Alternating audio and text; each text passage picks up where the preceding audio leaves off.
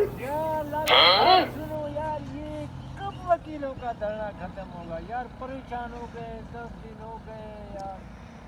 यार पटाखा, ये जो है ना इसका काम ऐसा है, यो सिंधी जो पागल होता है ना जी, वो रास्ते को नहीं खोलने देगा। अच्छा। हाँ, सिंधी बहुत कड़क आदमी है यार। अभी हम उसके साथ थोड़ा तकड़ करें, इसीलिए चुप करके बैठो। अल्लाह मालिक है, उसका मस देखो पानी है किधर यार? हाँ यार, पानी वाकई नहीं है यार, ये हक का बात, हक पे हाँ हक का बात। अभी तुम और हम जो है इतना बर्दाश्त नहीं कर सकता है, उन लोगों का पानी नहीं है।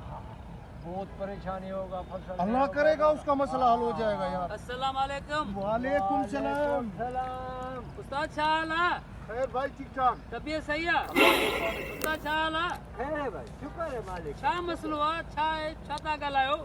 यार हमारे को मसला ये है, तुम्हारा सिंधी ने ये धरना लगाया है वकीलों के साथ यार। अच्छा, वो हमारा उधर गाड़ी का सत्यानाश हो गया है, हमारा सत्यानाश हो गया है, सारा मुंह काला हो गया। इधर से गाड़ी जाता है भी मुंह काला करके जाता है, उधर से आता है भी मुंह काला करके जाता है। अच्छा ये बात है। अरे यार मेहरबानी है ही उन्हों की। हाँ हाँ, सिंधी लोग बहुत अच्छा है। इधर हम बैठे हैं ना, वो देख के हमारे को धूप में रोटी देता है, पानी लेके आते, शरबत भी लेके आते। अरे पुण्य भागा अञा तव्हां परेशान छो था थियो पोइ? वो यार परेशान इस वजह से होता है यार, छोटा छोटा बच्चा है, अभी हम दूसरे तीसरे दिन घर जाता है। अभी हमारा को इधर 8 दिन हो गया है, हमारा ये सारा धजाला निकल। ॻाल्हि ॿुधो, हाँ। तव्हांखे मानी मिले थी, पाणी मिले थो, चांहि मिले थी, शरबत मिलनि था, ॿियो अञा तव्हांखे तकलीफ़ कहिड़ी सिंध ॾिनी आहे? अञा सिंधी ॿियो कुर्बानी कहिड़ी ॾियनि तव्हांजे लाइ? वो यार असांखे समझ में आता है भाई, वो आदमी है, उसने हमारे साथ अच्छा किया है, उसका हम शिकायत नहीं करता है। हा न लाला, मगर हम ये करता है। थी वेंदो, अलाह मालिक आहे, तव्हां परेशान न थियो, मसलो हल थी वेंदो, ॾींहं ॿिनि में थी वेंदो। वो असांखे हमारे को ऐसा कोई रिपोर्ट बताओ यार। हा ॿुधायां थो, सम्झे थो उस्ताद? है हक पे। हा न यार, है। अच्छा, वाकई पानी नहीं होगा, परेशानी होगा, फसल नहीं होगा, हक पे है। भाई ॻाल्हि ॿुधो न, वो बिलावल आहे न, बिलावल हाँ। पंहिंजो चेयरमैन, हाँ। उहो शहबाज शरीफ सां मिली आयो आहे। उधर गया था?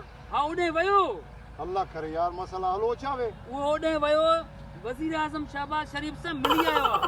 पोइ हुनखे वज़ीर आज़म चयो आहे, सिर्फ़ु 2 ॾींहं बीह, इंशाल्लाह जीअं तूं चवंदे, जीअं सिंध जा माण्हू चवंदा, मां इंशाल्लाह उहे कंदुमि। हाँ। यार अल्लाह करे अल्लाह ये थी करेगा वने यार, यार। हो जाए यार। था सिंधी जो यार।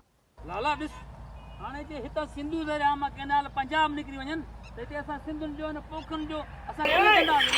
तू सही तो कह रहा यार, तुम्हारा अरे दरिया इसका बात सही है, पटाखा इसका बात सही है। बात सही है। दरिया ॾिस, दरिया केतिरो बचियो आहे, सुकी वियो आहे, ॾिस इहो हाल थी वियो आहे दरिया जो।